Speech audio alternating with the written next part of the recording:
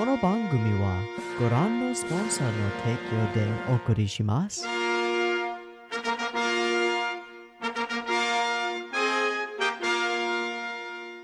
Alrighty, welcome everyone. I'm Teeaboo and I am here for Little Witch Academia. And yes, I said the name in completion without making a joke of it. Little Witch Waka Waka Waka. We're on episode 10. We're probably going to watch episodes 10 and 11, and I'm excited. I have no idea what to expect from this show because, well, let's talk about what we had in the last episodes. We dove inside the mind brain of Susie and found that it is a very terrifying and also wonderful place where infinite varieties of Susie interact, and then all the varieties that are considered not okay get their heads chopped off, which is a pretty interesting way of looking at how somebody's mind might work, especially somebody like Susie.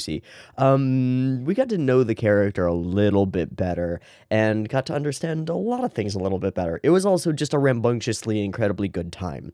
Episode 9 was, I think, pretty universally probably considered not anywhere near as good as episode 8, because episode 8 was an explosion of creativity and insanity. Episode 9 was one relatively simple story with a bit of a twist. An undead man pops up from a grave and goes running off to kill somebody, who it turns out is himself. And it turns out that he hated himself for leaving his daughter and not being able to come back. But she ended up becoming a great witch on her own and is, in fact, the headmistress of the school right now, which is super fucking cool. Also, I mentioned in the last episode that I was... Hold on, I gotta make sure that nobody's near my door. Okay, I think we're good. I mentioned that I was considering stealing something about that plot line for my D&D game, and I will inform you that I have done so. I'll try and keep this as brief as I can because I know that you're here for the anime and not the D&D, but I have to mention it because I mentioned it before and now it's happened. So I fully yoinked that character and took them and stole them into my D&D game. My player characters, the week before, they went searching in the sea, in the bay, for there was apparently like a young dragon out there who was just wandering around in the sea doing dragon stuff, and people were getting really frightened of it. So somebody in the city sent them to go check that out.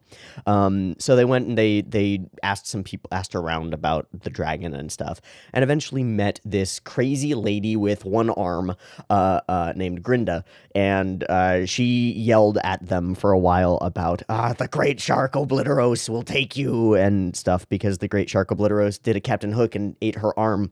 But she offered them the use of her apparatus of Qualish, which, if you don't know, is a giant mechanical lobster submarine. That's the best way I can put it.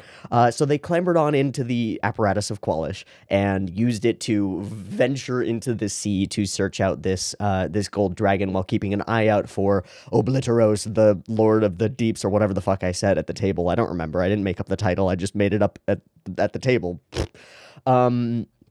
But they went searching out, they found some treasure and stuff, and eventually they got attacked by a giant shark.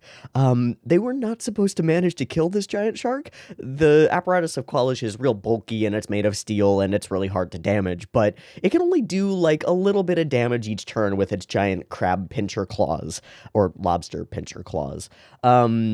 Yet, they decided that instead of damaging the shark, that they would grapple the fuck out of the shark, which the apparatus can do. So they grappled the shark and held it close, and then began. One of the characters misty stepped out of the thing while having water breathing on them. It was some crazy shit. But they actually managed to find the bronze dragon and very quickly convince the bronze dragon, a young bronze dragon, little guy, but still like a 9-foot long dragon monster that shoots lightning out of its face. Bit of a problem, but a nice guy, convinced him that the shark was a problem and that he should come help them deal with it. And he did. He came over, they were grappling the shark, and he slashed it up and blew lightning at it until it died. So they have the 30-foot, 4,000-pound long, 30-foot long, 4,000-pound corpse of a gigantic shark, which they then hauled back onto shore, and then they hired some people and dragged the shark across town to their tavern, and have since gone ahead and started skinning it and cutting it up and gutting it and bleeding it and doing all the prep that's necessary to turn it into a bunch of food, which they plan to have a big celebratory party when they open their tavern in a couple of in-game days. Cool. Then they cut open its stomach. And the first thing that one of them did is he looks up at me and he's like, did we find anything cool in the giant shark's stomach? Please tell me there's something cool in this giant shark's stomach. So I go, yes, of course, I've planned for this. Did not plan for this. I was like, all right, we got all the organs, we got all the bits of the shark, we know what we can make out of those, we got the shark skin, they're going to want to make leather armor out of that, that'll probably be cool. I don't know what I'll make it do, if anything, but it'll be cool. Oh shit, the stomach. So I spent some time rolling like random treasure tables, and then I went, "Fuck it, I don't care. I'll give you a pearl of power because it's a cool item, and we've got enough spellcasters in the party that it'll probably be interesting to use, and more interesting for me to see who they give it to, because who deserves an extra spell slot? Oddly, they ended up giving it to the paladin so he can smite more, which I thought was a great idea and not what I expected when we've got a wizard, a druid, and an artificer in the party. But they gave it to the paladin so he can smite more. Excellent. And they went, is there anything else? And I went, yes. Yes, there is something else. There is a full, albeit rusted away and acid eaten, there is a full fucking suit of armor. And as you're looking at it, as you're examining it, its head snaps up, looks at you with empty eye sockets and goes, I need to kill him, then stands up and begins running into the city. They chased the skeleton down and tried to worm out what information they could about him. I made it up, so I just said he didn't remember anything. But I started dropping hints that he was looking for some. He kept seeing like the face of some girl haunting him, and he would hear the bells from the churches down the way, and like, what is that? What's going on? So I'm building him into the same guy, basically. Except that his daughter probably isn't a headmistress of some wizard academy or anything like that, but she's probably doing fine out there in the city somewhere. I just don't know where yet. See, this is why I need to be quiet, because it's against convention to let your players know that you have no idea what the fuck you're doing. But I think that every DM understands the feeling of not knowing what the fuck you're doing. Regardless, there is now an animated living skeleton who they have currently confined to their basement, because every time they leave him loose, he tries to run down the street and find whoever it is that he's trying to kill. It is himself, and he does hate himself for leaving his daughter behind. I'm piecing together how his story worked, but I think he was an adventurer. I think he delved into the tomb of some necromancer, and then I think he got accidentally half lichified, which probably doesn't mean anything to most of you, but he got kind of accidentally turned into an undead person. Lost all his memories, and then had one like core drive of go and find my daughter and make sure that she's okay, and began to literally walk across the bottom of the ocean floor to get to where he was going, until he got scooped up and eaten by a giant shark. Ta-da, we did it. We've got his whole story. Don't know who his daughter is, what she does, what's up with that, but maybe we'll find out eventually. That will depend on whether the party can actually convince him to stay with them. And I mean, I assume that they'll try to get him to work as a bouncer for their tavern or something like that, but I don't know. They're probably going to keep him around because having a random undead in your tavern seems kind of cool. They've already got ghosts in the tavern, so why not get some corporeal undead as well? Who cares? Anyway, I'm sorry. I know that this has been a 9-minute intro of me talking about D&D again. But hey, passion is what passion is, and I'm excited about that fact. And I'm excited to have stolen a story beat from a show that I like. It's interesting, and it's fun, and it's useful. It's also goddamn terrifying to make shit up on the fly. And I realized as soon as I had the skeleton run away and they started, like, tackling him and being like, who are you? Where are you from? That I had no idea. And that works perfectly for a character with no idea. I feel that my like, confusion and fear definitely translated through the character into what my players experienced. So that was good in some ways. Anyway, that was the episode of Little Witch Academia. Now it's an episode of my D&D campaign. Nice. What else? No, I think that's basically it. Our trio has been returned to their status quo of students at the academy. Nothing weird is going on, but I'm sure that something weird will begin to go on as soon as we press play. Let's watch some more episodes of Little Witch Whack-a-whack-a-whack-a-whack-a-whack-a-whack. Sorry. Let's watch some more episodes of this show and see if there are more D&D ideas for me to steal, because that's the only reason no. See if there's some more passion and wisdom for anyone who watched the documentary with me last week. P.S. If you haven't gone and watched the documentary that's currently the latest thing on my OVAdrive slot, you should go do that. It's important, and it's relevant as well, because this is one of those shows that fits. Okay, let's watch show. Episode 10. I've got it up and ready to go. There will be two versions of this reaction video. Picture version in with the video up there, linked in the description down there. Timer-based version on YouTube. If you want to sync up with your own copy, you can do that. Beep beep timer to help you do that was coming at you right now. Let's go. Boom.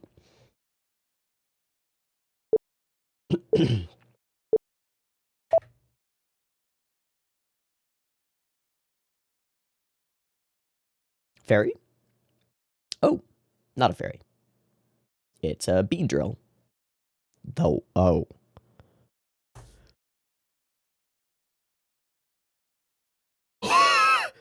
Uh-oh.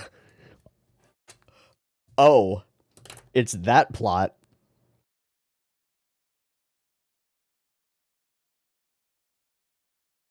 Huh. Hore hore bache. Oh. Who dis, Diana? Oh. Tell me that they didn't just show up here to gloat. That's the only reason that they're here right now.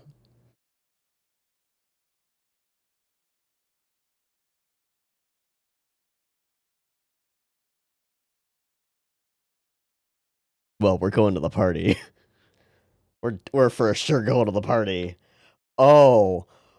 Oh, the bee. Oh, the bee. Oh. Oh, okay. Okay. Diana, who actually looks magnificent, I'm sure.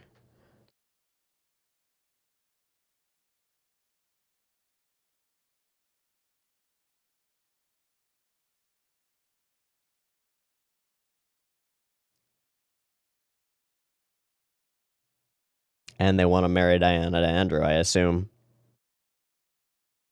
Of course. Because, I mean, you're perfect, Diana. Of course you would. I love her hair. I would do that with my hair, but I'm not dexterous enough to do that.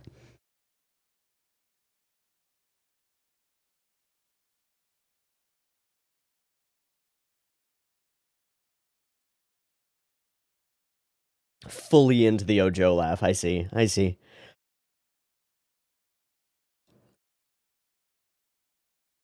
Okay, so we're gonna have Suse, Latte, Akko, Hannah, Barbara, Diana, and Andrew. 7 individuals, 1 boy. I sense Yuri incoming.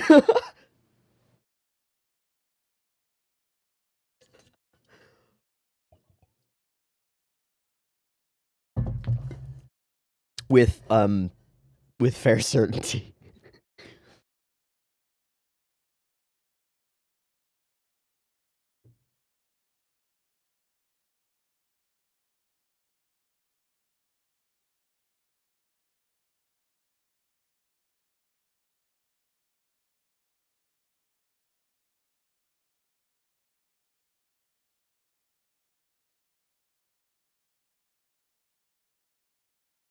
That is in the way.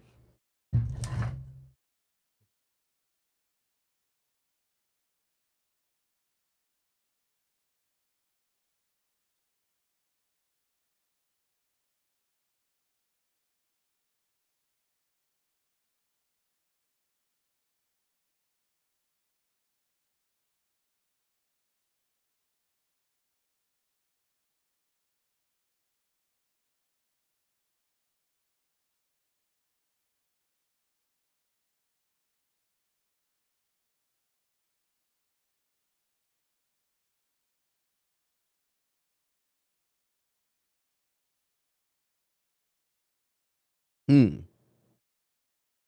Why? Ah. You're gonna get those from Chubbly?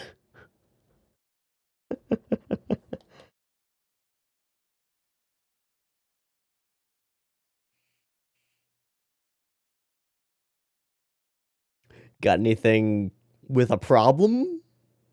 Uh. Ah. It is a magic dress. Her face. It's not a specific reference, is it? Yeah, I just saw the slipper and I was like, that's glass. We have a love potion and a Cinderella going at this. You have a Snow White set? That's fucking sick. Okay. Okay. Bibbidi bobbidi boo. Come on, man. I've seen Dragon Ball. I know that shit. Huh? Huh? How are you gonna fuck? Oh.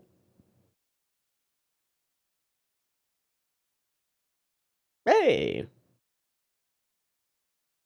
What's the catch? Is it just. Oh. Oh. A bicycle built for 3. Well, there's the catch.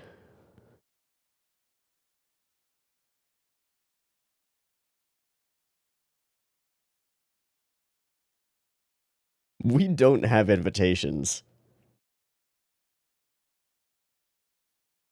Like, we fully don't have invitations. They rode a 3-person bicycle through the woods? Uh-oh. Did she actually figure that spell out? Or...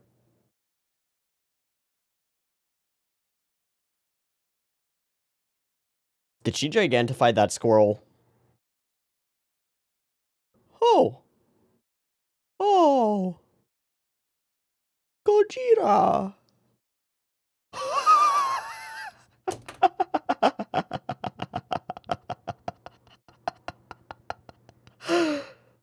Oh!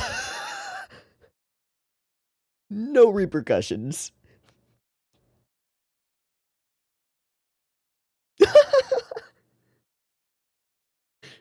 Squirrelzilla.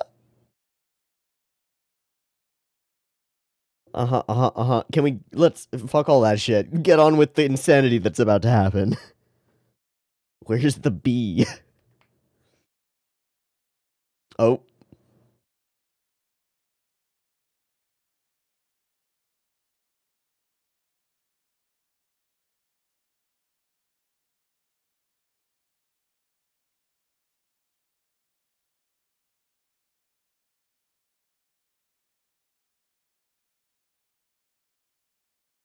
I hate all of you people.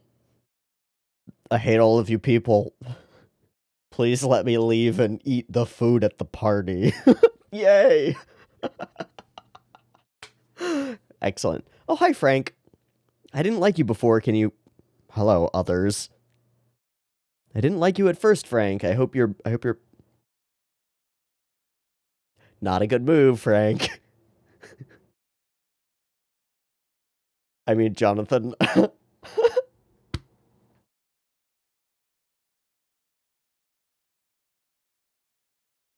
You're what? You're so called? Do you have to be condescending?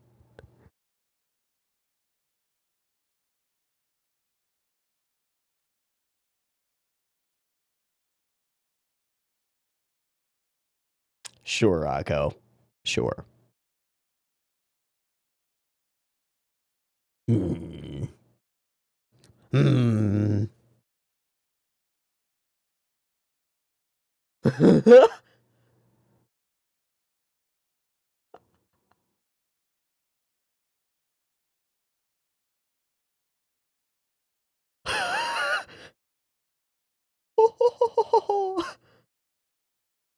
Hi. Yeah, Scrollzilla did.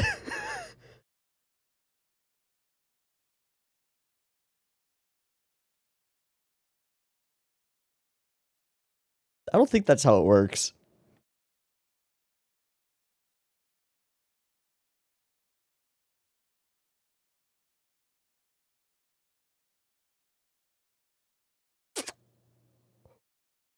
Oh!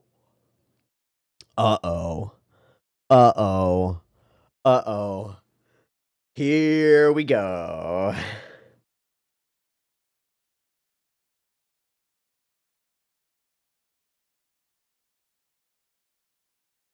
Ding, expected. Good.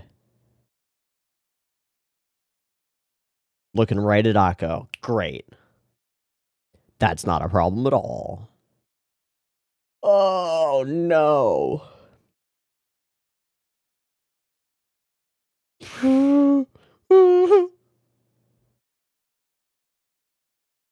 The sparkle eyes.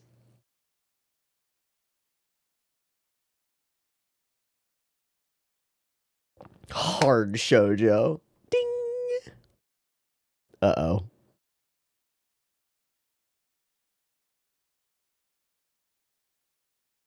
Hey, huh? Uh-oh.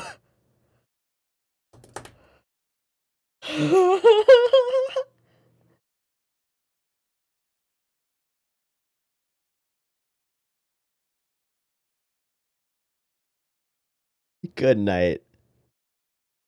How intriguing. How odd.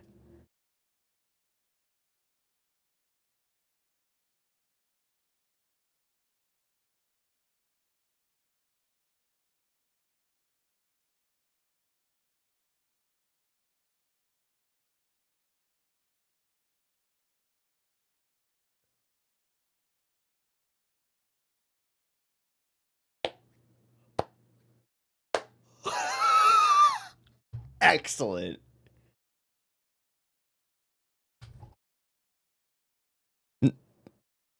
You don't even get to talk on your own. Get the fuck out of here, other two.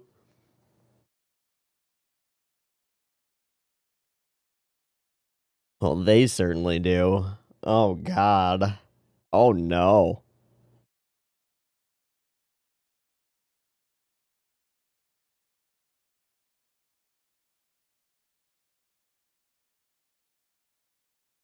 Oh, no. Oh, no. Please stop commenting. Please, no.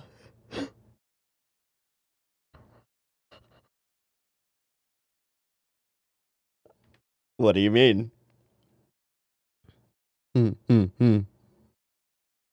Not a baka, just evil. There's a total difference. Okay, okay, so Diana, Akko, and Susie are going after the bee.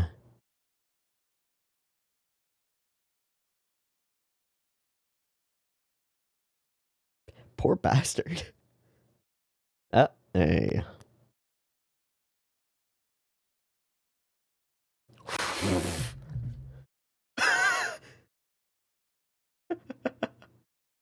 Hey, wait.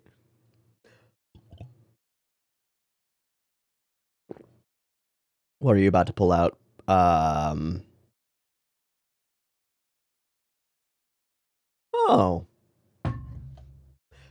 That's insane. So, Diana. Wait, but then who would she see? Andrew? Or Akko?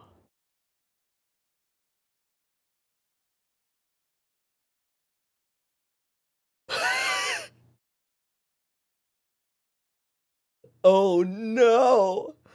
Wait, that is specific. That was specific. Eh. Ah. Ah. Beautiful.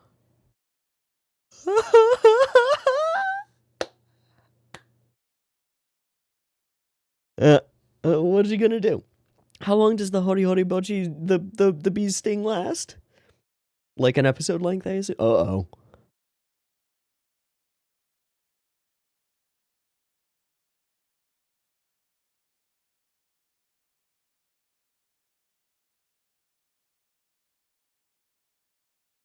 That's really interesting. What does love do to that? Consolidation of power, eh?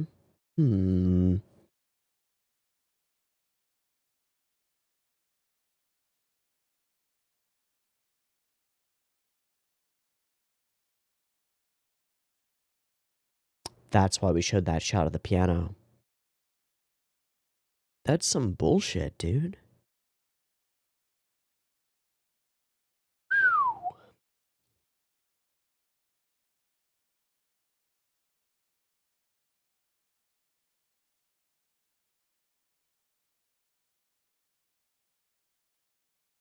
We're going to talk about that. Because that fits into the whole meta context that we've been building. Hi.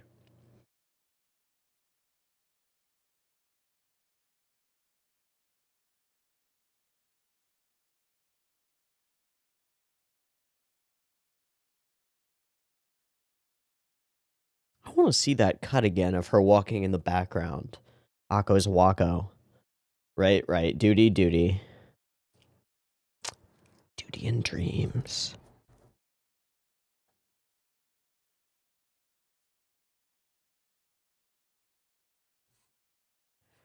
To some extent. Doesn't mean you need to...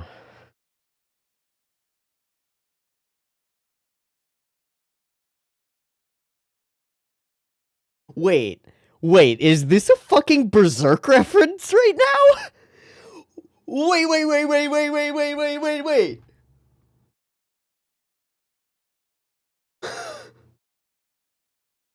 It's not, but it totally is.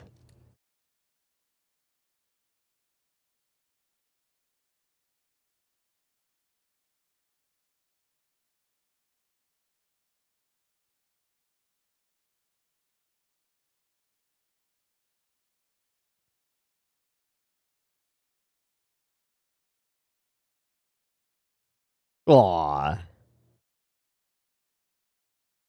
Has that worn off? Will he change when she smacks it? He won't. It's already worn off.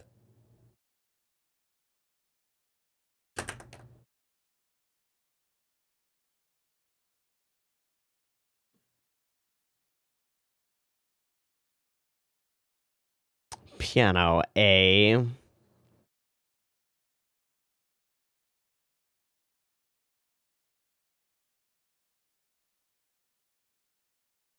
Ah, that explains everything.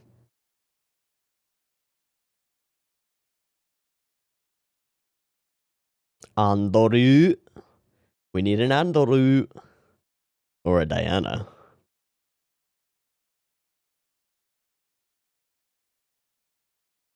Hey. Ha.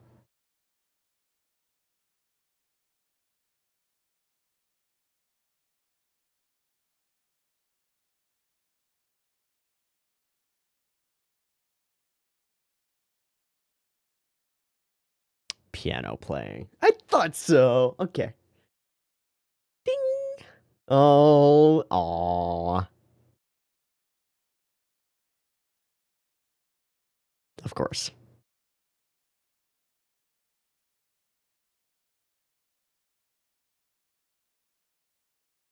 Play it 300 notes per second. Play it faster. Play Bumblebee faster. I'm sorry. I've seen too much two-set violin to not make fun of this. Okay. Okay. Okay.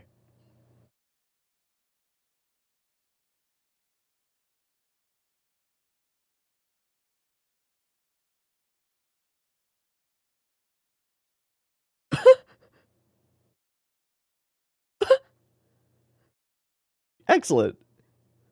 Maybe a problem.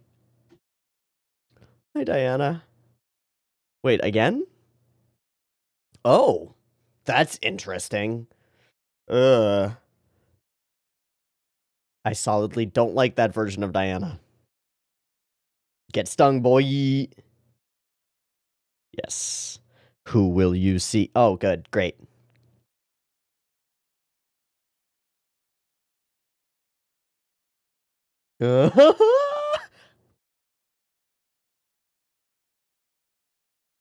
Schmack.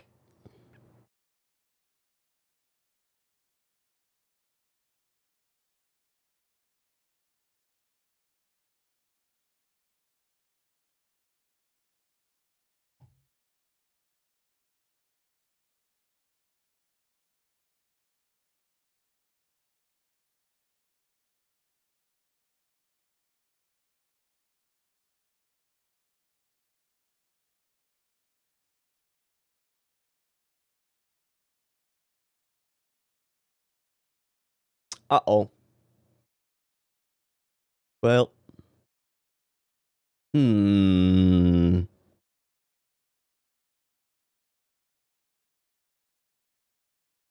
Oh, no! No! One other dude, walk up and talk to Latte right now. Really? Plus infinity to Frank. Plus infinity to Frank. All right, Frank, you got me. All right. All right. I accept. Oh, God. Huh.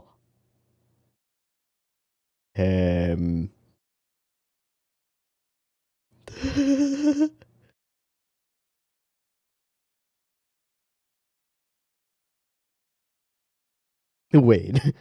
Wait, are you just reading Orwell right now?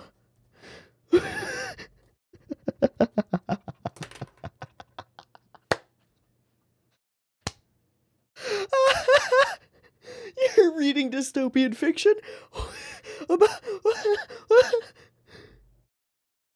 Uh-huh, uh-huh, uh-huh. Uh-huh, uh-huh. Yes, you did.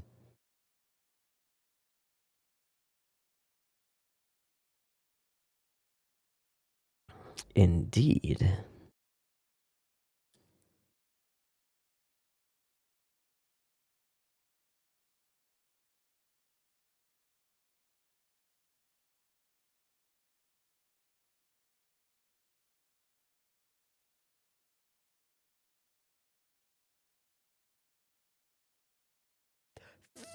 Fair. Okay, yeah, but do start.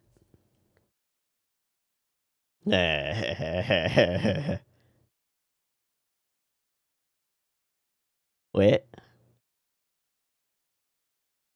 What? No, totally. What?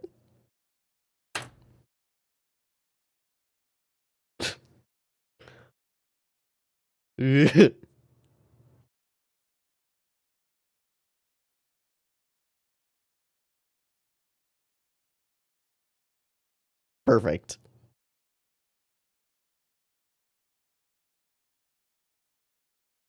Perfect.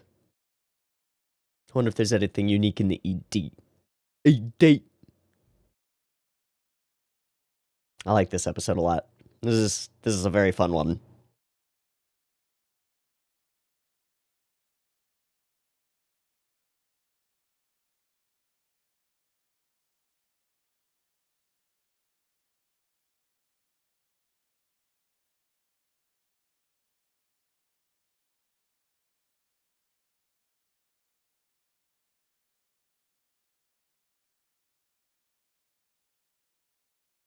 I do think having him read Orwell is a little bit ham-fisted to drive the point home, but that's okay.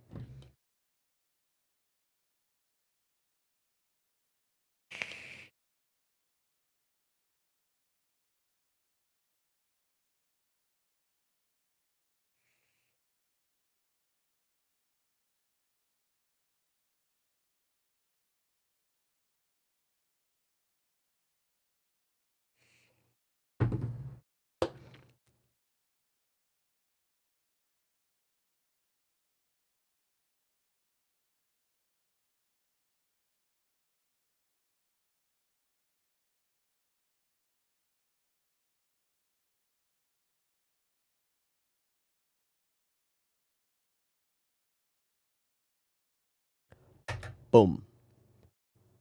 Excellent. I really like this episode. This is a very, very fun one with some meta content and some glorious goofs, and also some really cute things. Like, I don't know, having Frank come back and actually be into Latte it really warmed my heart. And Frank proved himself in this episode. He definitely rubbed me the wrong way the first time that we met him. I accept you, Frank. I accept you and your feelings. Well done. Okay. Where do I want to start with talking about the episode? Because the most interesting thing to me is this conversation between Andrew and his father, and then the things that play off of that. So I guess we'll start not there, and we'll start with just the setup and idea of the episode, which I think is fantastic. We could have had an episode on its own of just them trying to break into the party, or the after effects of gigantifying a squirrel and unleashing Squirrelzilla on a noble party. After effects equal really bad. They hate Luna Nova more. Bad, bad. Or we could talk about Hannah and Barbara just being the worst. But that's the norm. We've gotten used to that part of things by now. So I guess we should talk about the setup. So the setup is the love potion setup. I like the love potion setup. It usually turns really interesting when you throw it into a cast of characters. And I think it's an interesting way to create connections between characters that otherwise would never occur. In this case, that connection between Andrew and Akko probably would never occur. Unfortunately, we don't do as much as we could have with Diana. I would have really enjoyed seeing more of Diana chasing down Akko. The idea of Diana, somebody so high class and so sure of herself, pining after somebody insane like Akko makes a weird kind of sense to me, and also would have been really interesting. Regardless, I think that the love potion setup, which is effectively what this is, we have effectively a conscious love potion that chooses who it wants to infect, because it stings them instead, is really neat. It causes a bit of a shakeup between our characters, and that's pretty solid. List of gags about some stuff. Chumley gives us some Cinderella boxes. We got Cinderella boxes. All the little things really make this stuff. Like, that could just be a Cinderella carriage. Great. We all understand that Cinderella has a pumpkin carriage and that it turns back into not a pumpkin carriage when midnight happens. Ta-da, we did it. Instead, we go for a bicycle built for 3 with a pumpkin hat roof awning thing. Excellent. Excellent. Make a gag where there was none before. Excellent. Okay, so go to the party, fully gloss over the fact of this.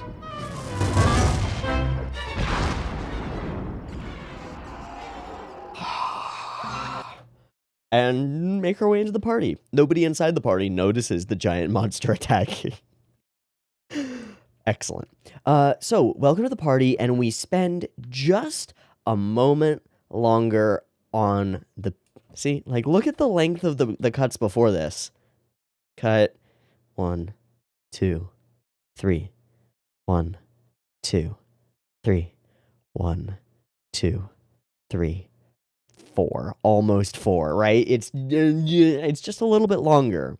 And the pen is just a little bit slower. So we go, why the piano? What's up with the piano? That's smart. It's just smart. Similarly, there are these little things, like little tiny, very, very smooth turn and expressiveness. Glorious. And we see Andoru and stare at him, and he stares at us, and it's real awkward. Hi, Frank. Hello, Diana. Yada, yada. Let's skip past all this shit. There are some great moments of her nomming noms, but who cares? And she goes for some insane logic, and that doesn't work. Time to throw you out. Witches, outdated and phony as they are, have no place here. Fully his father's son, right? And the bee is loose. The bee is free. Okay, so shoujo references, sparkle eyes, I don't know what specific thing this is referencing, but all of the things. There are too many, but it's perfect. It's also, it's identical to what's-her-face's eyes in Kyousougiga, Yase's eyes. Same sort of shoujo ting going on. And all of these are all different, glorious, beautiful Akkos. So what's the difference here, generally? Okay, styling of the mouth, because you want to convey, like, kissable lips, right? The eyes change completely from hyper wide-eyed, large amount of, it is sclera, right, is the white part? I'm pretty sure. Large amount of sclera, smaller pupils, which is Akko, to much larger irises and pupils with sparkles inside, slightly narrowed, the eyelashes like crazy, the hair all done up, and the lips. Yeah, all of those things. are the things that we do here. Cool. And he's in love, and that's a problem. Please let me be with you. I love this little, it's a momentary repeat gag. She flips off to one side going, ah, and then flips off to the other side when Diana confesses in a similar way. Ah. Excellent. Okay, so I gotta admit, Latte as shoujo manga character is super fucking cute. Also, very much reminds me of Liz from Liz and the Bluebird, which is a very, like, not even a character in the story, is just a storybook character in the okay, yeah, that's cool. Anyway, I love it, and no, none of you deserve Latte. She's too pure. Too pure for all of you. We move along. I'm going to skip along a little bit. Some great gags, some wonderful things. Diana gets stung. Diana sees Akko. It's glorious. This feels too specific to be anything but a reference, but I don't know what it's a reference to. Most notably, we cut out the star pupils. This is somebody's style. Whose style is this? Who were there was a group of women mangaka who pioneered the like S something romance. I gotta look it up because I'm sure that it's a reference to them. The Year 24 group, notably Ryoko Yamagishi and Ryoko Ikeda. One is Ryoko, Ryoko. The other one has an extra I in it, Ryoko. Very annoying. Major works include Hi Izuru Tokoro no Tenchi. Nope, that's not the style I'm looking for at all. Okay, Ikeda? The Rose of Versailles. I don't think it's Rose of Versailles, though, because I think Rose of Versailles has the other style of eye, or one of the other styles of eye. Regardless, if they were doing a Rose of Versailles reference, they would have done the curly hair, right? Because that's such a thing for that. Maybe it's not specific. Unless it's just it's not a Marimite reference. I don't know what it is. Maybe it's none of the above, and it's not a specific. It just feels too specific. It flips some switch in my brain that goes, "I've seen that particular thing before," but I don't know. Terrifying. Hannah and Barbara fall over. Akko also falls over. I love the father's walk. It's so the shadow over his face, like straight mid-scene. He embodies and fits into the symmetry of his own home and the establishment behind him. It's like, it's perfect. Okay. And at that point, we need to switch to the meta context and examine it a little bit more closely, I think, is the thing to do here. Give me a sec. Consequences of totalitarianism, mass surveillance, and repressive regimentation of persons and behaviors within society. I wanted to just look up 1984 to brush up quickly, because I've always been more interested in Huxley's Brave New World. I found it to be a more intriguing book and a more intriguing idea. The idea of the state is in control and that's scary is so simple and like, okay, yeah, yes, and I find the concepts presented in Brave New World to be more interesting. I know that it's probably irrelevant to like contain the two, but they are so often mentioned in the same sentence that's like people look at them as the two potential extremes of a different variety of dystopian society. One being hyper controlling, the other being hyper liberal in certain ways, but not in others. I find that 1984 is less accurate now because of the way that democracies develop, and the way that they control their citizens without controlling their citizens. I'm not anti-democratic. I like democracies. I think they're great. But I think that Huxley's Brave New World puts a finger on the sort of addiction to, I don't know, to pleasure, let's say, that is used by democratic republics in order to control its civilians and keep them docile. It's much more interesting and much more apt, I think. But I needed to go and brush up on 1984. So totalitarian mass surveillance, and most particularly important, the regimentation of society, the putting of everyone into one duty-bound place and position and not allowing them to leave. Meaning that if people go outside of that and do things like, I'm going to become a witch who uses dreams to fuel magic, not going to fly in that kind of a society. I do think that the use of he's reading 1984 to be like, oh, some change has occurred in Andrew, and he's actually thinking about how to alter things from within and like do his duty as a nobleman, but also to change things, which I assume is the story that we'll go for, which is good. That's a good plot line. The son has the duties of the father, but the father is hyper conservative, and then the son takes those duties on, realizing that he doesn't have to be the same conservative bastard that his father is, and can actually change things using the power that he's been granted. It's a good storyline. It's a good plot. One that we see fairly often. Brandon Sanderson writes that plot pretty frequently. Raoden in Elantris is very much that character. There are a couple of others. Anyway, please don't freeze VLC. No. Okay.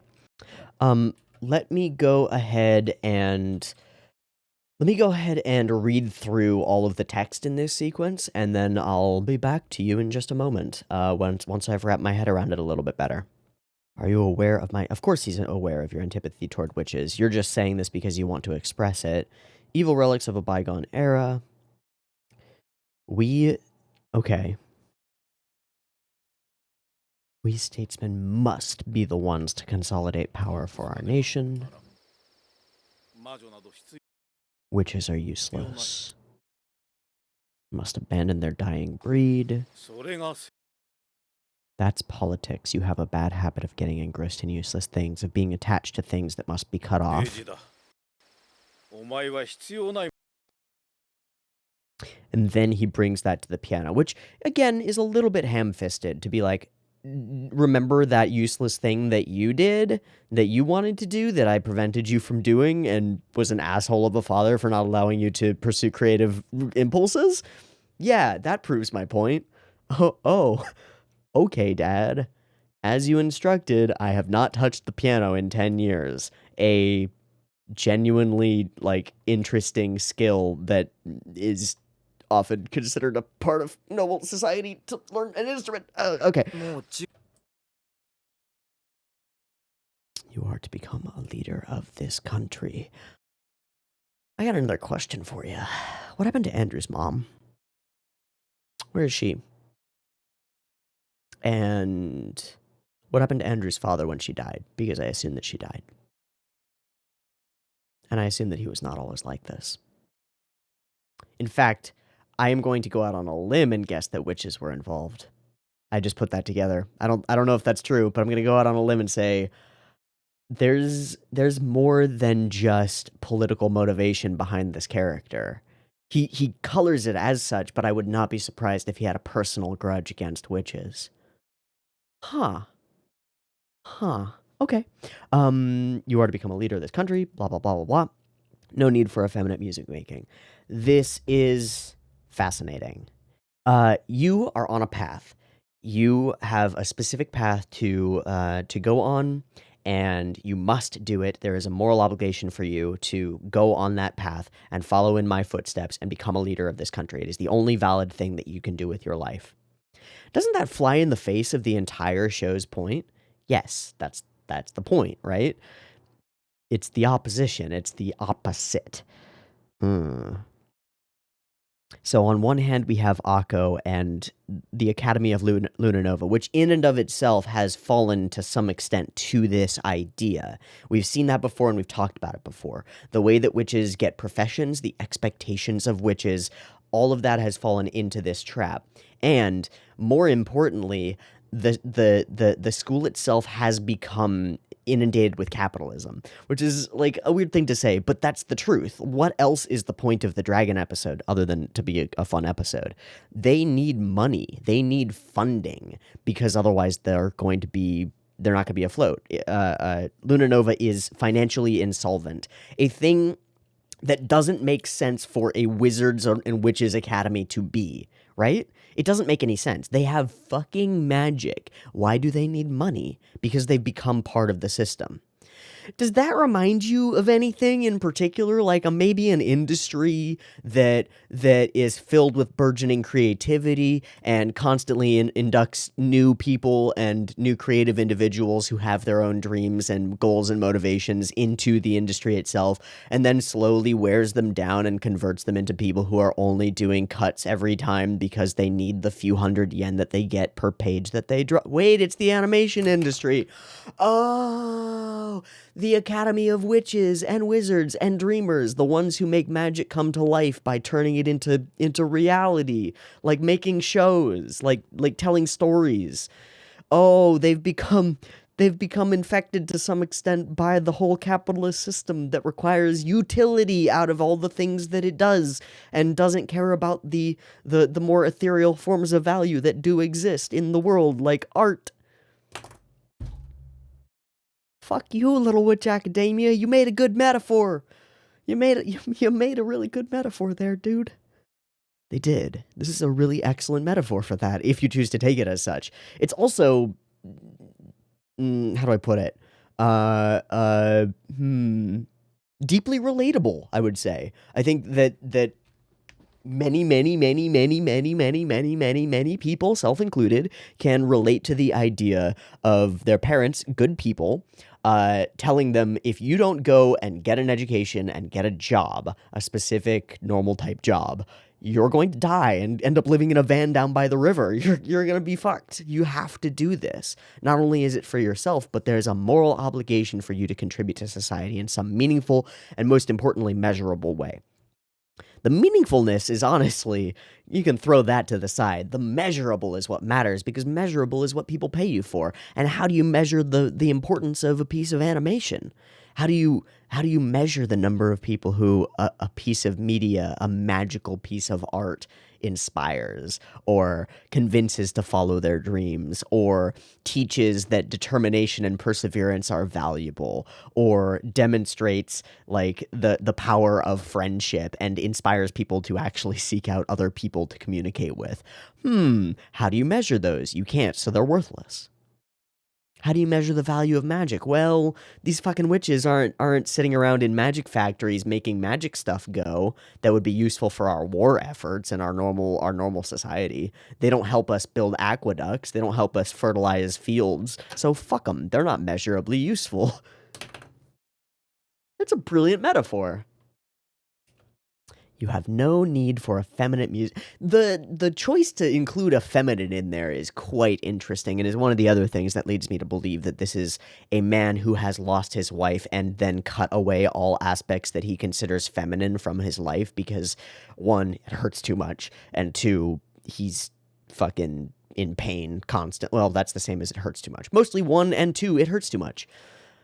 Yeah, effeminate music making. Are we clear? Remove the witches. Yeah, fuck you, Dad. Fuck you, Dad. Fuck you. And then Akko shows up and want to remove this witch here, and I need to see this cut because I think they're doing something weird in it. I don't know what. It's out of focus. That's one thing.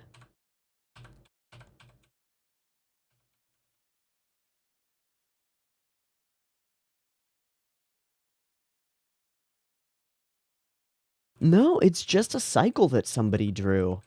The first time I watched through this, I swear I thought that she was CG. At least until she crosses his path. But I don't think she is. Also, the little hair flip, flip, flip, flip is wonderful. So spineless, nothing but your father's puppet. Great counterpoint. I highly respect my father. That's nice, doesn't mean you have to agree with him. Outstanding minister of state, I have a duty to... Yeah, right, so you repeat back the same party line. A duty? Don't you have any dreams? And we put the two words on the screen at the same time. We put them in the same line coming out of the character's mouth, right? Duty versus dreams. What's the difference? Which one matters? Can you have both? The answer is obviously yes. Of course you can have both, right? But how will the show demonstrate that to us? How will the show demonstrate duty and dreams working in unison? And I think the answer is Andrew comes to some decision and determines to use the power that he's been granted by his lineage in order to change things in the world. That's a pretty good way to go about it. Okay, and then we move along. And then she jumps up on a fountain and says, I have a dream. Okay, a dream you found on your own, you couldn't understand, chosen by fate, smackety whack, glorious. I'm not a noble, I'm not rich, but I have a dream. Let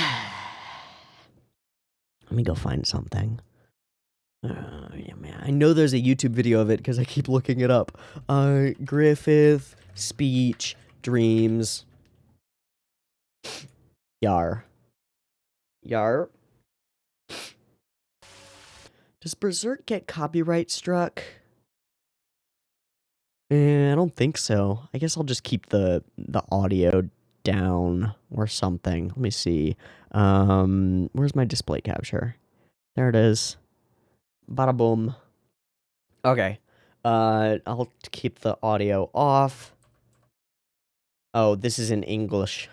This is in the English. I don't want that. It doesn't really matter. Griffith, I have a dream. No, when does he step up onto the thing? He doesn't step up onto the thing? There he is. Okay.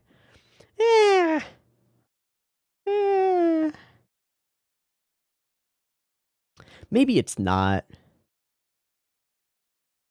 Maybe it's not. Maybe it's not intentional. It's just a person standing on a fountain talking about their dreams and giving a speech to an individual of the opposite gender. It would be 100% if somebody else was listening in to this speech, but nobody is. Who would the person listening in be? Who is the guts to Akko? Diana. Okay, so if Diana was listening to that, that could maybe track. But no, I don't think it is. Regardless, it's great. I want to be a brilliant witch. I have a dream, and she looks glorious and beautiful in this moment. I'd also like to mention, I mean, it's not clear.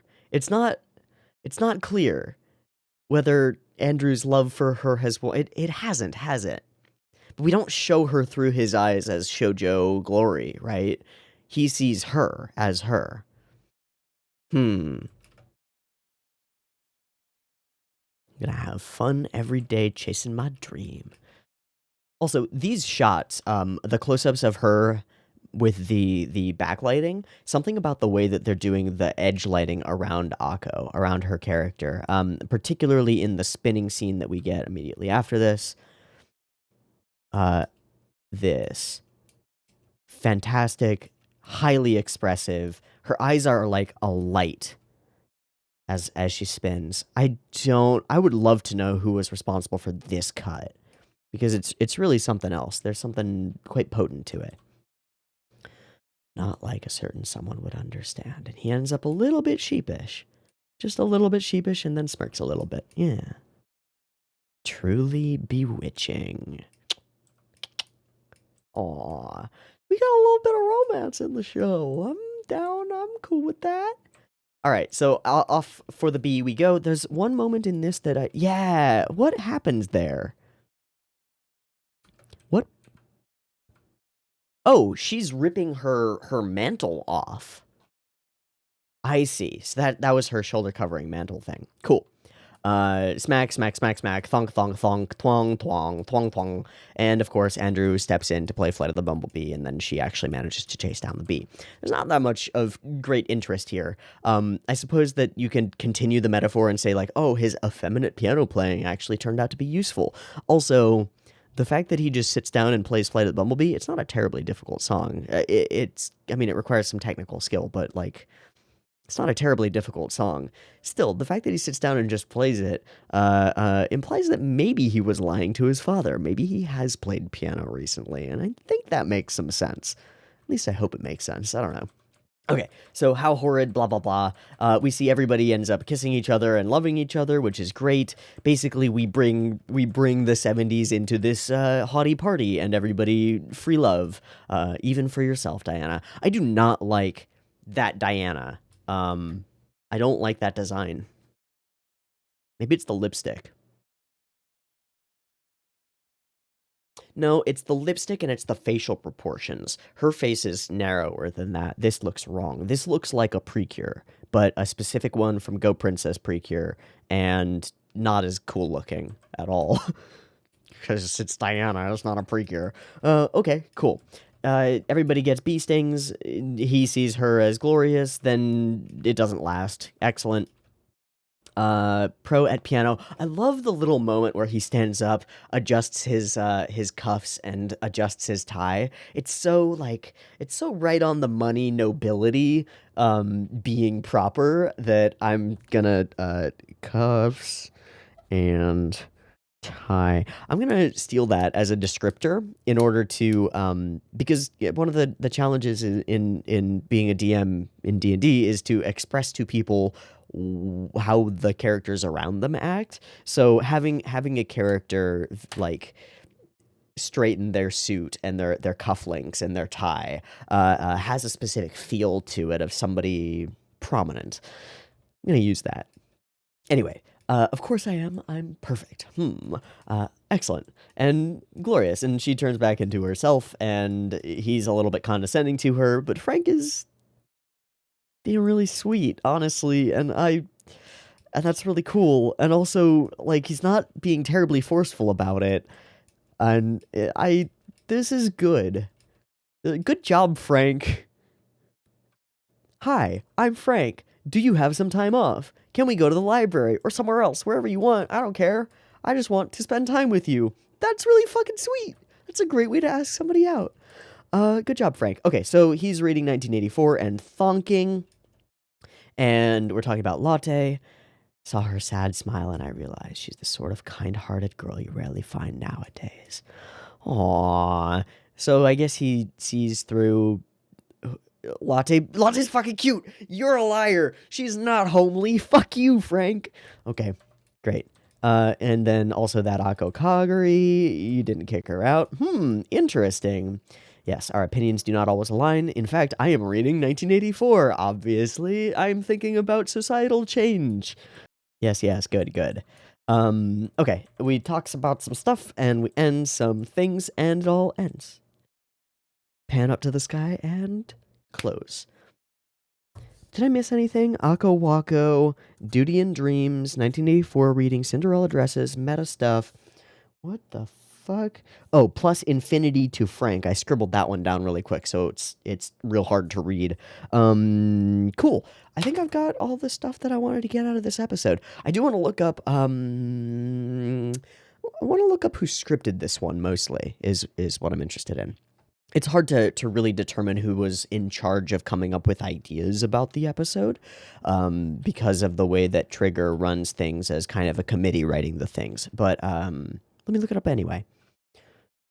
Oh, I just moved this over there. I don't want to do that. Okay, this one was also Michiru Shimada, who did 1 and 2 and 6, and now was going to do 10 through 13. Cool. We looked her up before, some Dragon Ball stuff, bunch of other things, tons of things. Great, cool. Just wanted to know. All right, I think this was an excellent episode. Let's move on to the next episode. Yay! See you in a moment. Peace. All right, welcome back. We're good to go for Little Witch Academia, episode 11. No idea what to expect, as usual. I mean, last time we had a crazy Hori Hori Bochi, whatever, Love Bee that flew around a noble party and messed everything up real good. What the hell comes next? I don't know. Let's watch it. Beep beep timer.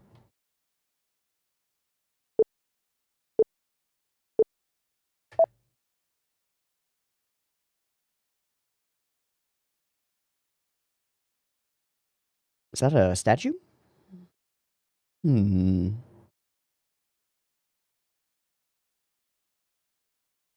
What's gonna go wrong?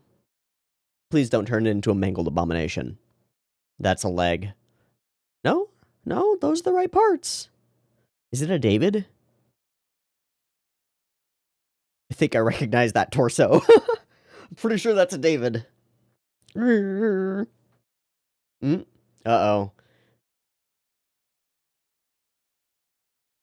Alright, show it to us.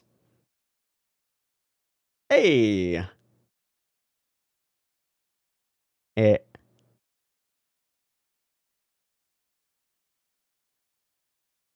Huh. She configured all the pieces wrong. Yeah, crackpot. Okay.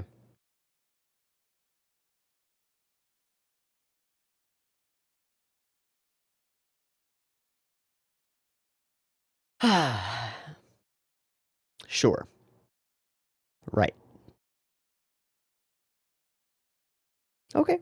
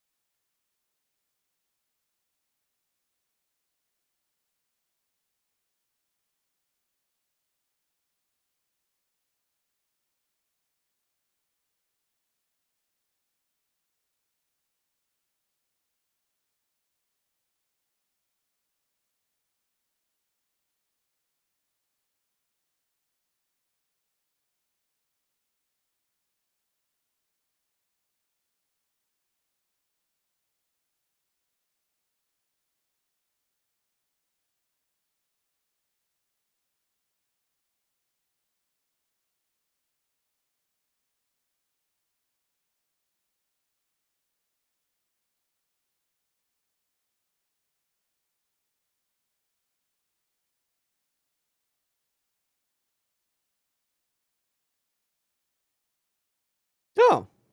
Blue Moon. Wheat ale.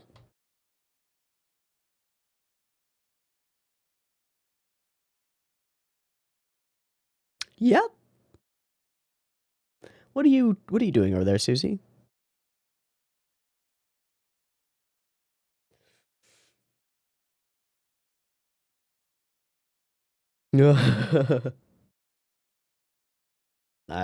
Watch it happen.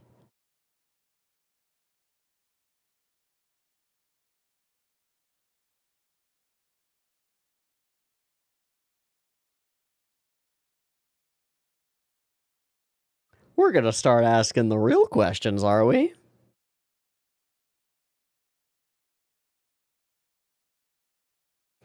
Yes, and then he got teleported to space because this is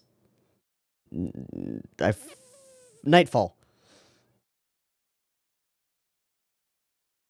Nah.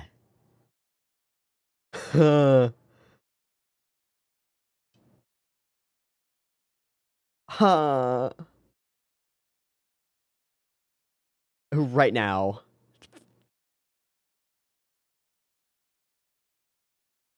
You mean with her bird?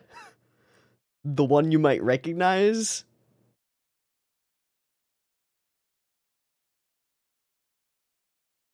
Hmm.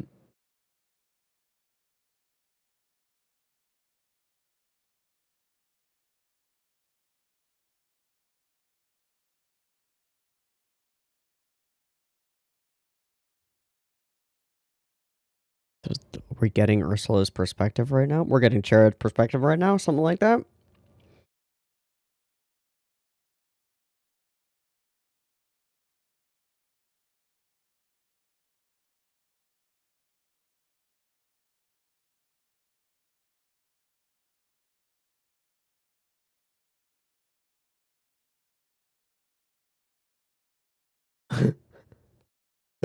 Yeah. Ah?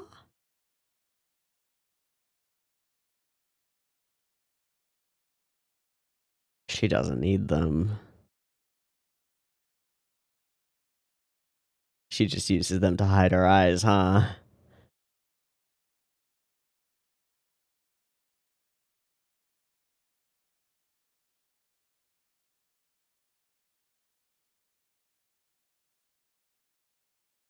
What else is on the walls and places?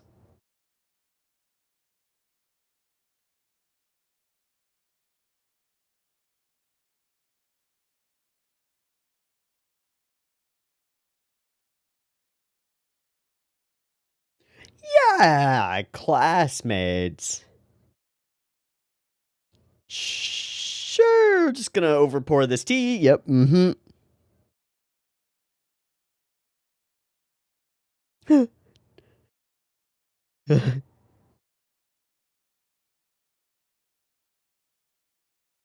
Yeah, real hard to talk about yourself like that. Oh my god. Whoa!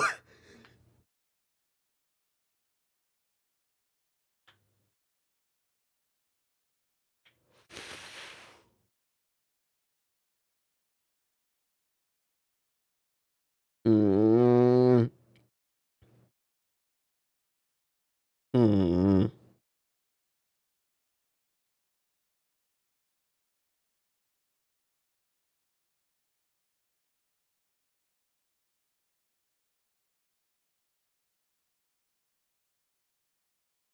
Well, Chariot has the chance to answer, not as herself, but as somebody you respect regardless.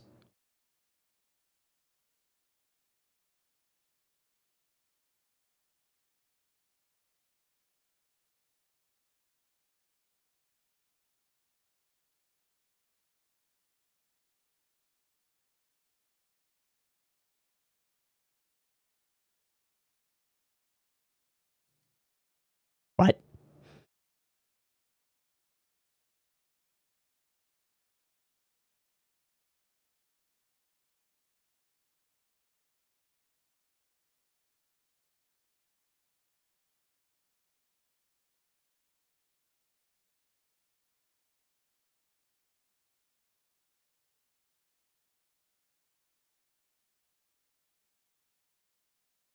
Okay. Mm, that was the title. What does that do? We're getting into it.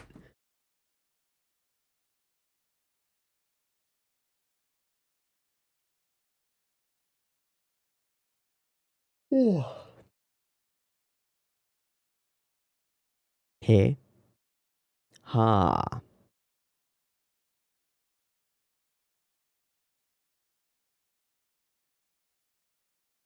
And Chariot's hat is not among those, right?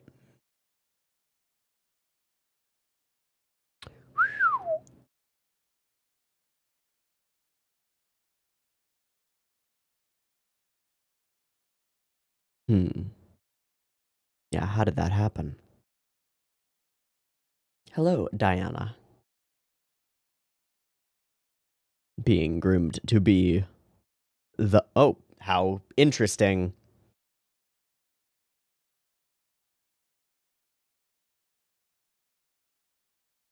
It's in the forbidden section. Oh. Oh, it is. It is in the restricted section. Good. How will Akko get that thing? How will that happen? What?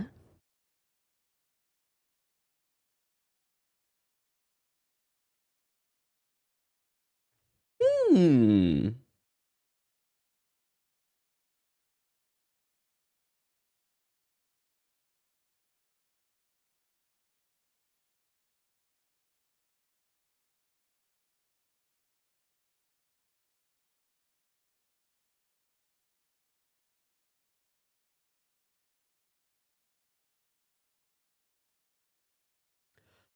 An apparition come to life? What Susie said at the beginning.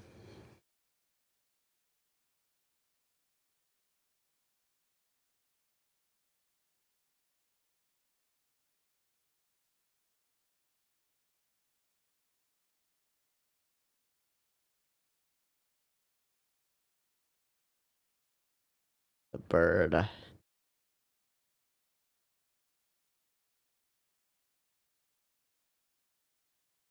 An apparition of yore.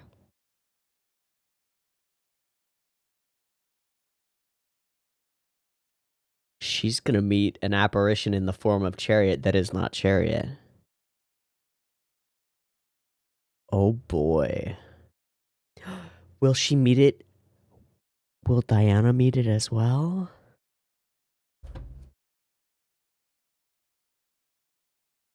Okay. Okay, I'm excited.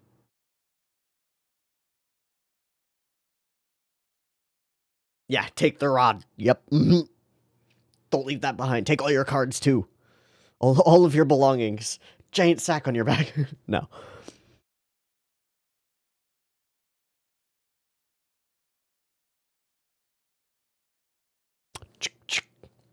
Fluffernutter. Oh.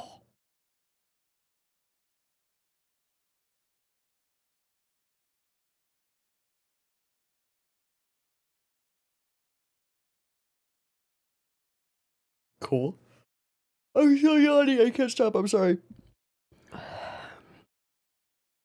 Oh, that's Yuji.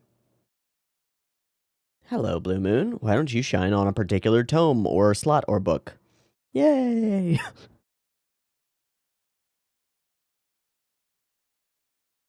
What's that?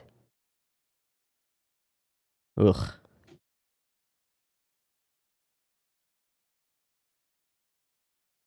I don't trust locks that remove themselves.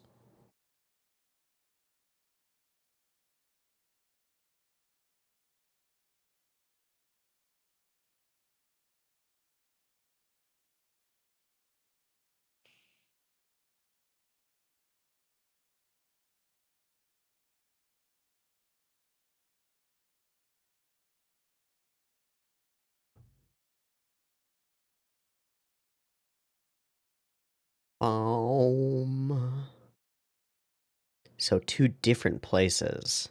They arrive.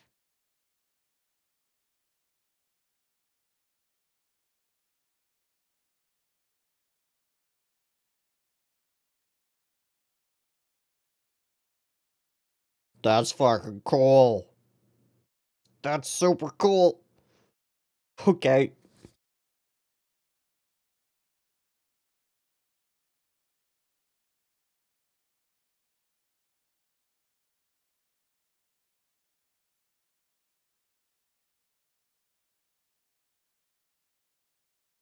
Two discovery plots at the same time. A hidden art?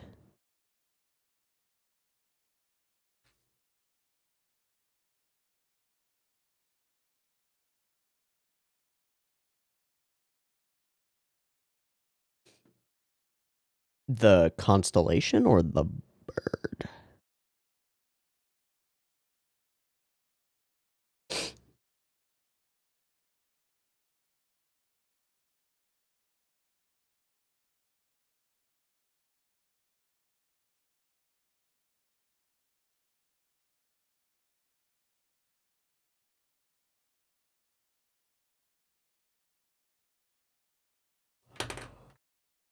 Ooh.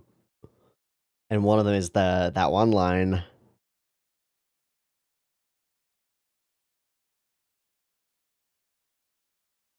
Whoa, whoa, whoa, whoa.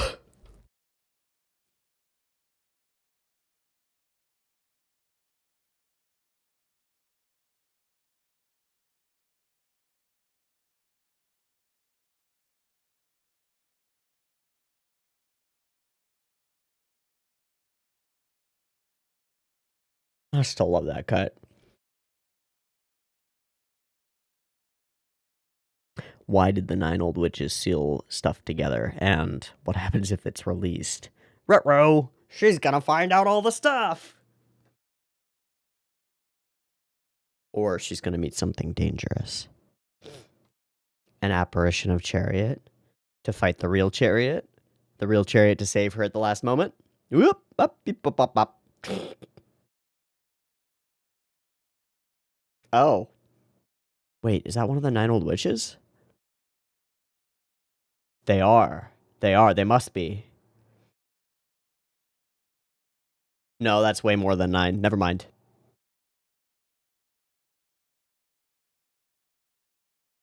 Do not close your eyes.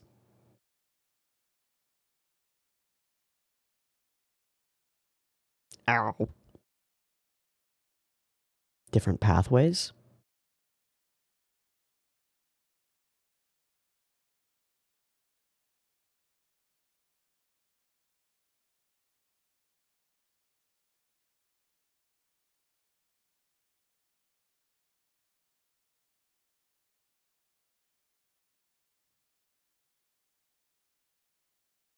Strong distrust.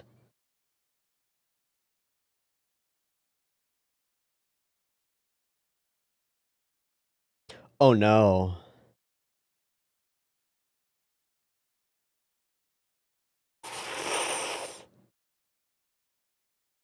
Ursula? Yeah. Wow. Uh-huh, uh-huh, uh-huh.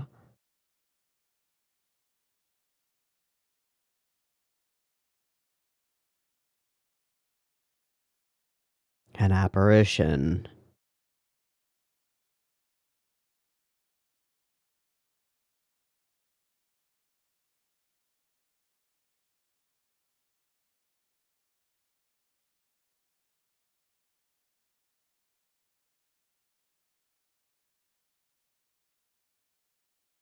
Oh.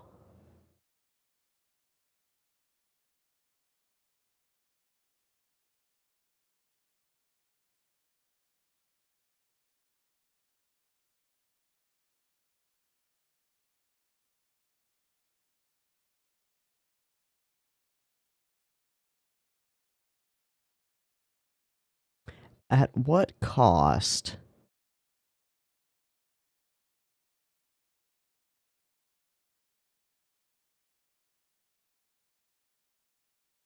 Okay, so anything that has answers, you have answers for. Got it. Oh, no.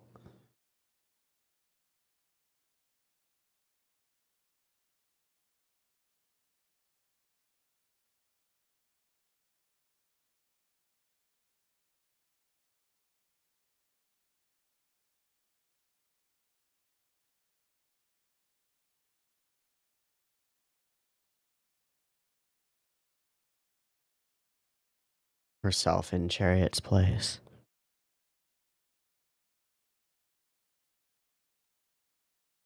Whoa. Wait. That's Chariot's path. That's not your path, Akko.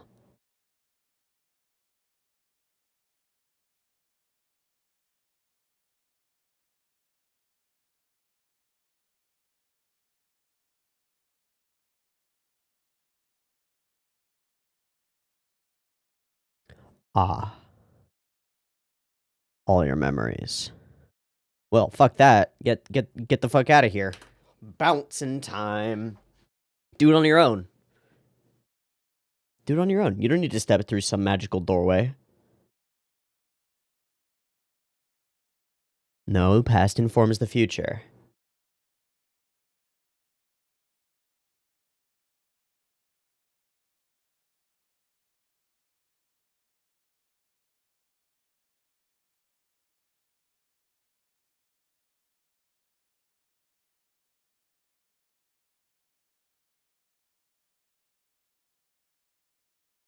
Of course there is.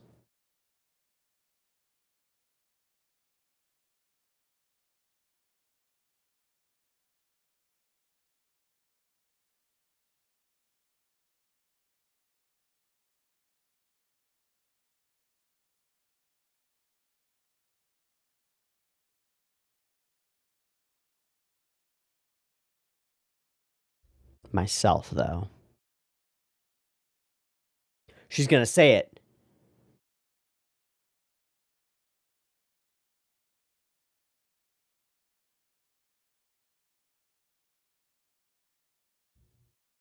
Ha!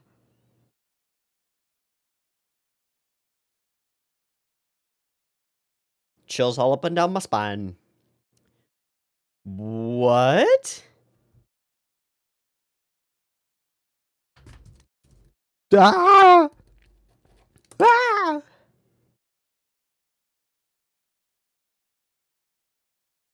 Ursula arrives to find a second bead on the staff alit, right? Hello, Ursula.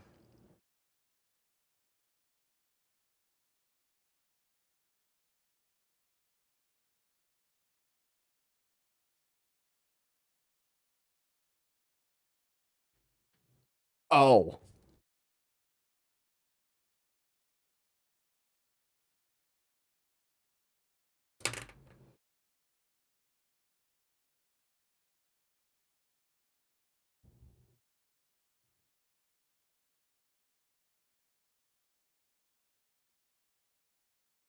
That's a good thing in this instance.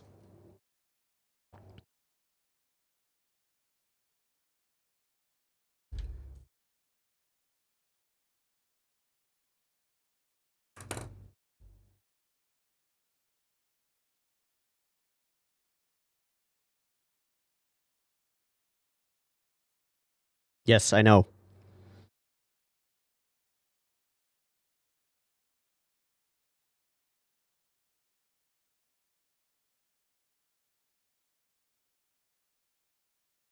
Now, did Akko hear any of that? Or is she fully out? Urgh!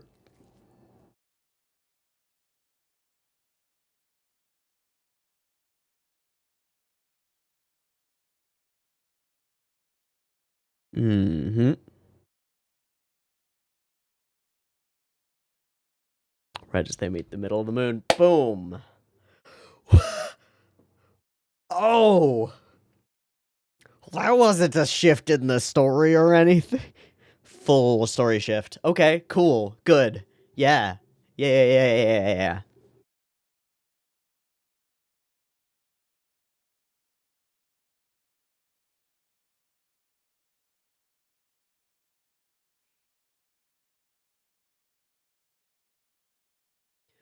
Why did the 9 old witches, seal the magic? What's the deal with that?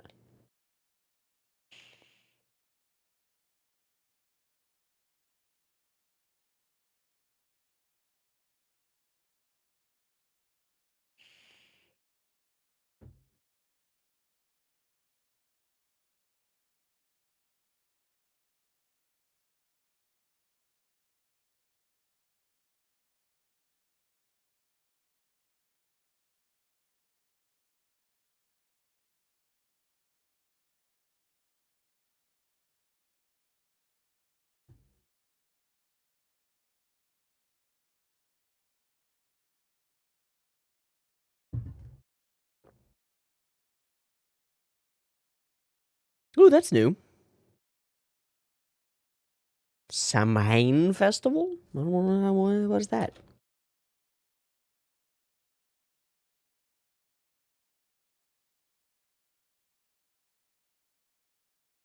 Okay, we've hit the sort of near mid run transition point.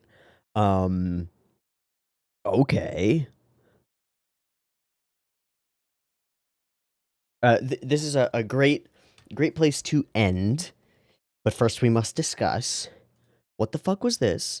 This episode is completely different. Also, I would be going, I wonder who scripted this episode because it's probably somebody different from the previous episode, except that I'm aware because we already looked at it that this episode was also scripted by the same individual who scripted the previous episode, which frankly is bonkers because how do you have a humor goofball run around do things episode and then have a two characters simultaneously explore deep portions of lore and also their own psyches, and one of them makes a decision by passing a test and refusing to give up the things that make her her in order to gain power.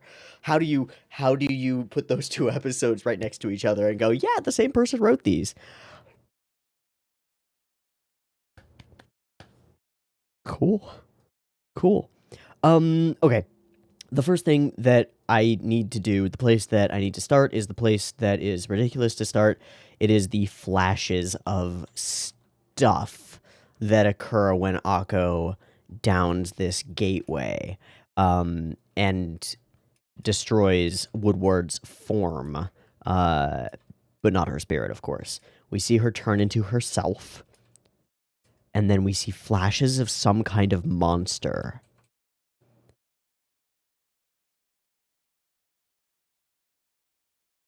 with a big butthole mouth. Big old butthole mouth. Okay, so it's got little arms. It's made of goop, and it's got a big butthole mouth. This thing consumes all. Yes, this is the all devourer. This is some bad news. Okay, assumptions and guesses. The 9 witches sealed away magic because this thing feeds on magic, and they wanted to control the flow of it into this world. Only the person wielding a fully awakened staff can defeat it, but by awakening the full staff, you release it. That's my guess. I don't know. Okay, there are more flashes, though. Flash. Okay. That's a bunch of different different races, different groups of peoples. Got rabbit people, bird people, goblin people, orc people. Wait, but they're not carrying weapons. They're not carrying weapons, they're carrying protest signs. And what's that symbol on his forehead? It looks like the Luna Nova symbol, but it's probably not. But it looks like it. They're carrying protest signs. Guess. Only humans have magic. Guess. All the other races felt real shit about that.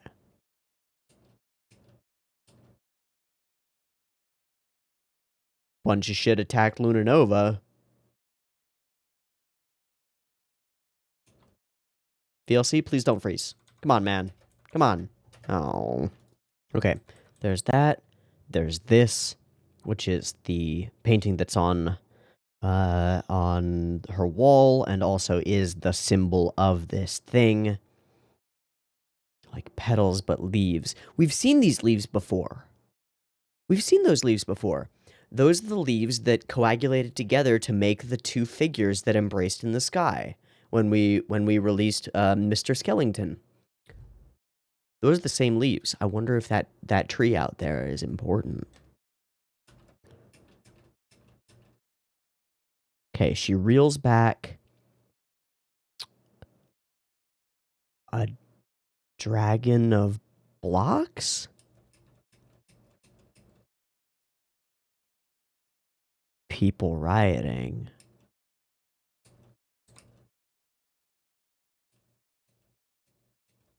A world aflame.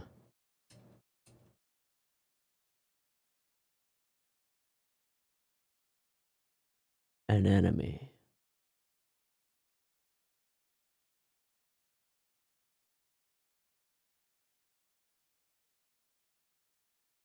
Glowing red eyes, but it's not Chariot. A previous holder of the same power?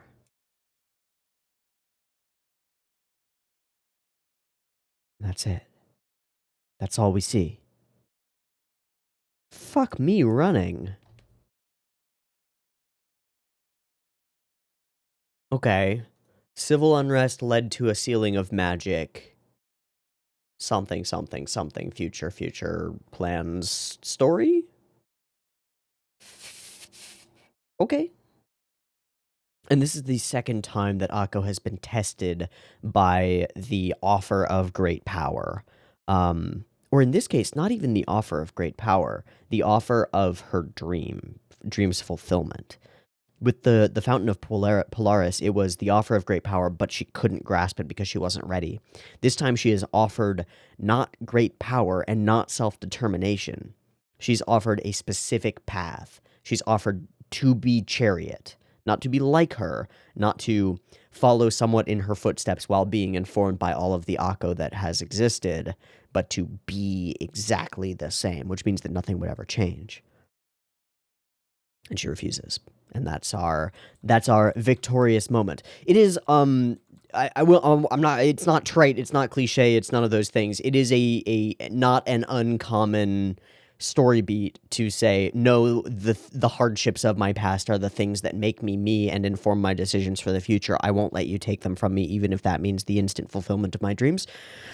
You've seen that before. You've heard that before. It works. It works really well in this show because the whole show is about those dreams and about those motivations, and that's really good. It's really good. It's also incredibly emotionally impactful, which is kind of shocking given how many times I've heard that sort of thing. It works. This is really good.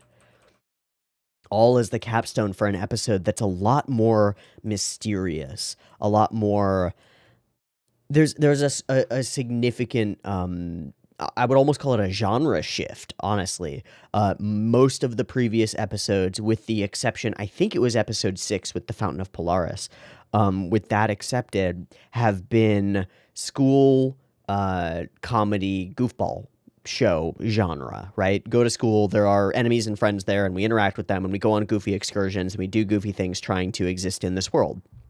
And then there's the Fountain episode, which digs immediately and directly into Akko's questions of self and her own worthiness. And then we have this episode, which digs deeply and immediately into Akko's dream and the nature of that dream. Is it to be Chariot and repeat her footsteps, or is it to be informed by her and walk your own path? And it's the latter, and Akko chooses.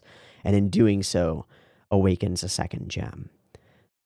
The recognition that these things do not get handed to you, that the dream is outside of your grasp, but if you keep working for it every day, you can get there.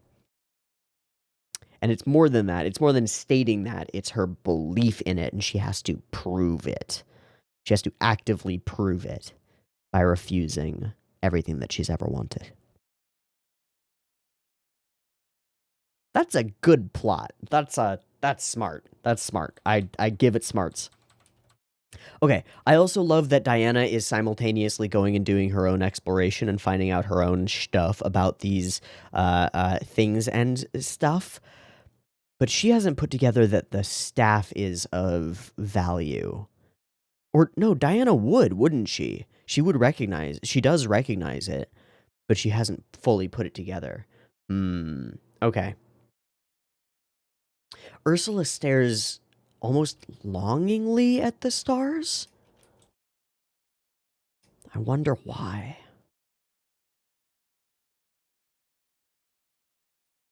What went wrong with Ursula, man?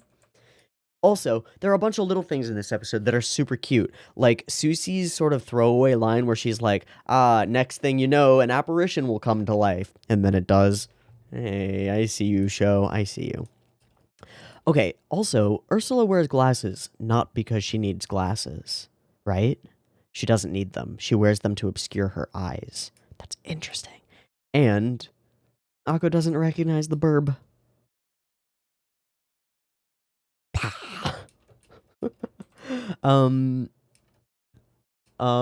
Wait. Wonder what that bow diagram is. I also wonder what that formula on the wall is. I assume that all of those things are hyper relevant. Especially considering that the one in the middle is the story. I don't know what it does, and I don't know why it is the way that it is, but it is. Oh, this is great. The slight shift in her eye color from scene to scene here.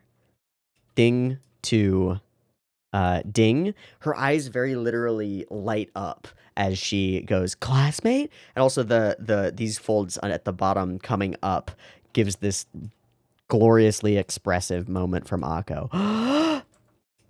Excellent. And Ursula's super awkward because she can't really talk about herself for reasons.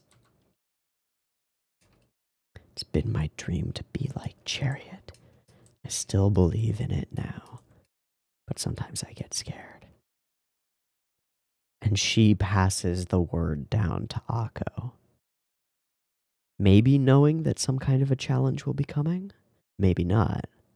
Because she doesn't know Akko is going there until she looks into her scrying pool thing.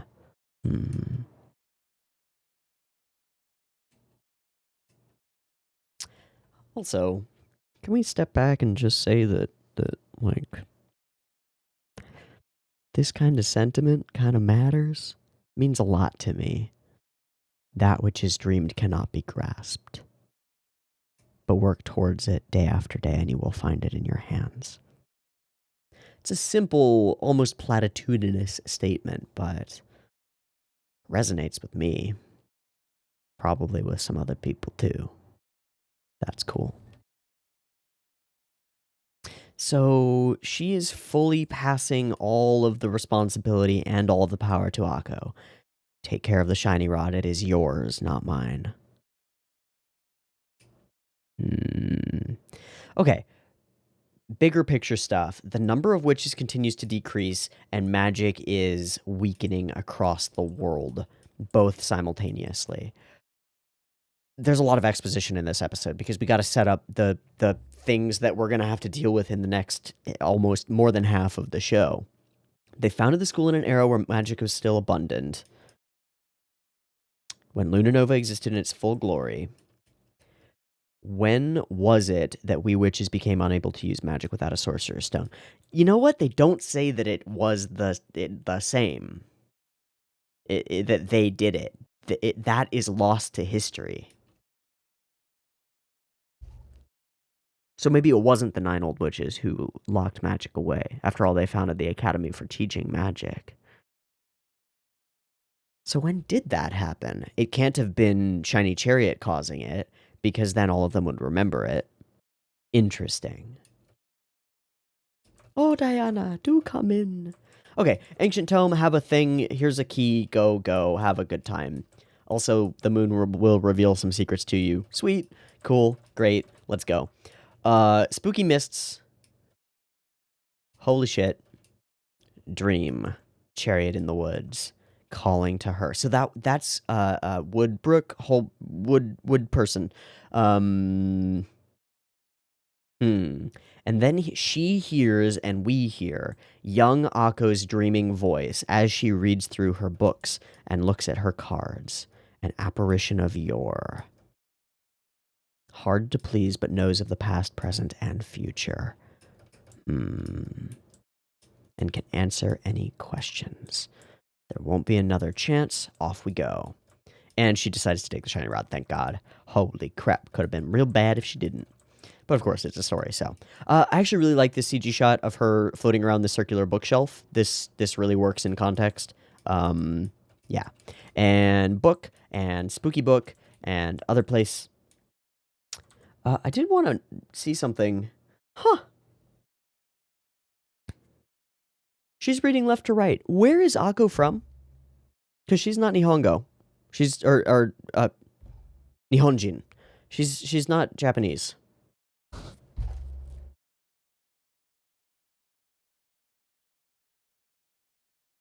She's reading a left to right book.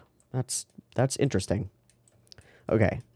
And we hear her voice continue in our mind all the way through, which is important and poignant because it is the past that leads her here, right? And then she chooses to maintain her hold on the past. Pretty cool. The whole sequence of everything opening up to the wielder or the bearer of the shiny rod is fucking sick. And also this staircase is gorgeous.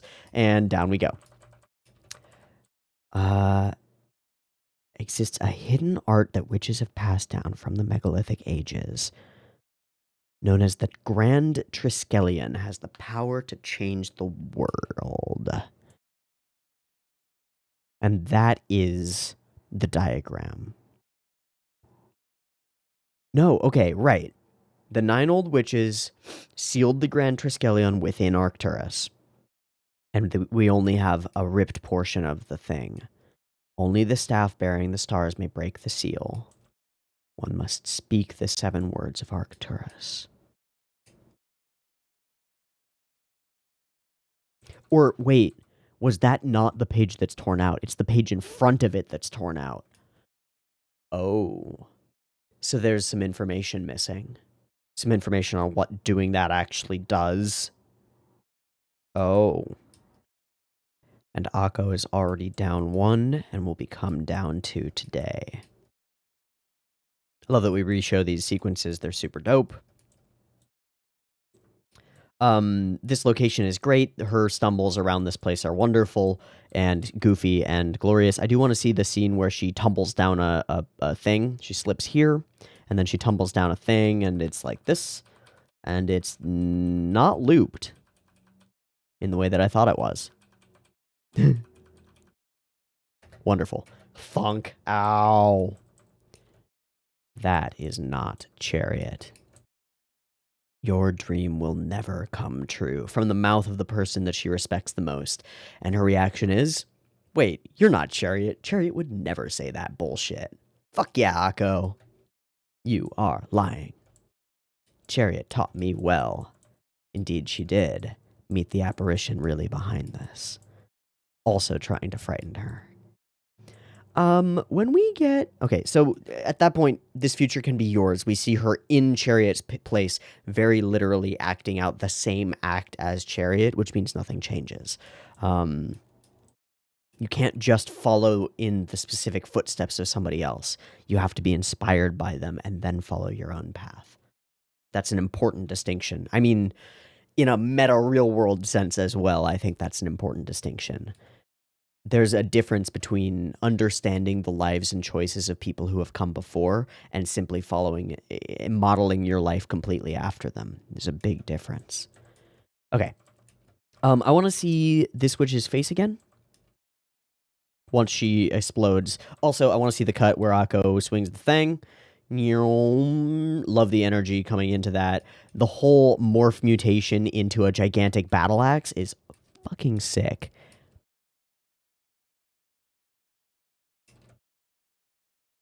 And this whole cut is super cool. Cool. And then we see her, and we see this specific symbol on her forehead, and the way that her face looks. And then we go back to Diana, looking in the book.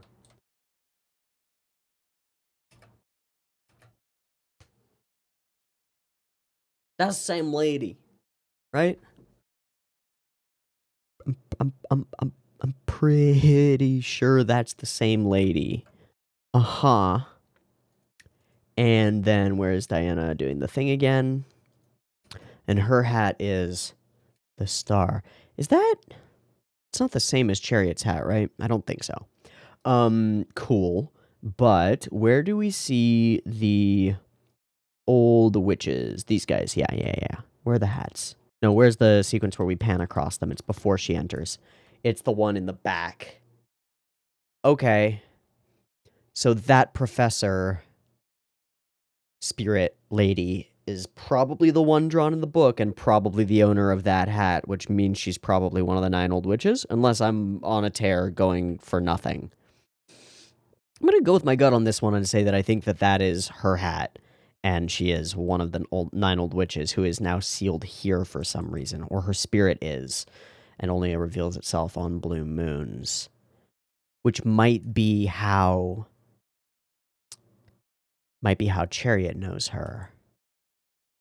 Might have met her in very much the same way. Interesting. Regardless, we reawaken the second thing on the staff, and then eventually we get a conversation between these two, and she has revived the first word, and now the second word. Revive all of them. Revive the remaining words. Don't know what that'll do. Poof. And away we go.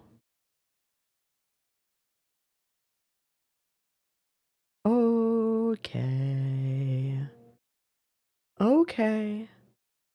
Massive transition from, like, Act 1 of the story, where we introduce some things that are a little bit weird in the background, but mostly our characters are focused on doing their character stuff. We gotta go to school. We gotta actually succeed in school and not get kicked out.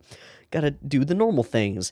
And in the background, we start building up the actual story that's taking place. Something that is world-altering and shakes the foundations of magical society and human society at the same time.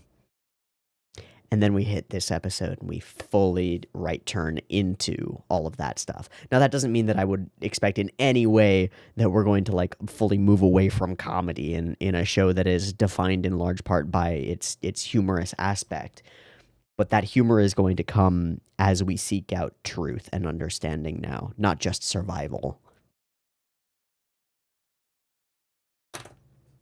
Okay, show. Both of these episodes I have significantly enjoyed. I think that episode 11 is much more interesting than episode 10 because it's way more interesting, but episode 10 also has a bunch of interesting stuff going on and does a lot to set up, like, a dichotomy between the outside world and the Witch Academy, and the world of witches versus the world of normal people and how they view each other, which I assume which I assume will probably come into play when we start talking about the idea of bringing back all the power of the witches, or whatever awakening all these seals will actually do. I am excited. This show is really good. Let's end there, okay? Okay. Me, Teeaboo, this Little Witch Academia. See you next week. Peace.